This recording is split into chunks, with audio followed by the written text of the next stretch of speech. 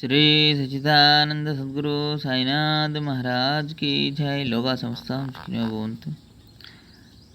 16వ అధ్యాయం 104వ విషయం. 4 మహాకావ్యాలు.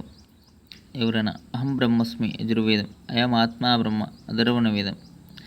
17వ అధ్యాయం 46వ సాధనా సంపత్తి. సాధనా షట్కం శమధమాలు, తితీక్ష, ఉపరతి, శ్రద్ధ, సమాధానం. 96వ ఈశనత్రయం, ధనేశన, ధారేశన, పుత్రేశన. 187వ త్రితాపాలు, ఆది భౌతికం, ఆది దైవికం, ఆధ్యాత్మికం. 23వ అధ్యాయం 40వ విరోబ, పాము కాటేస్తే విరోబ దేవాలయానికి వెళ్తారు. 26వ 10వ గృహణాతి, గ్రహణ శక్తిని ఇవ్వగల గురువు. 27వ అధ్యాయం 44వ రామదాసు, సమర్థ రామదాసు అనుయాయులు.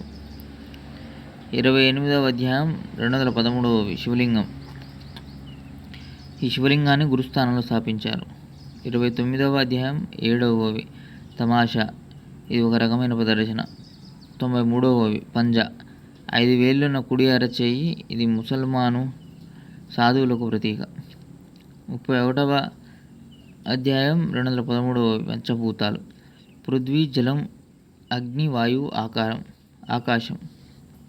పంచభూతాలు పృథ్వీ, జలం, అగ్ని, వాయువు, ఆకాశం. నేల, గాలి, నీరు, నింగి, అగ్ని. 31వ అధ్యాయం 155వ త్రిగుణాలు, సత్వరజస్తమో గుణాలు. 32వ అధ్యాయం 45వ వంజరి, వనచరుడు.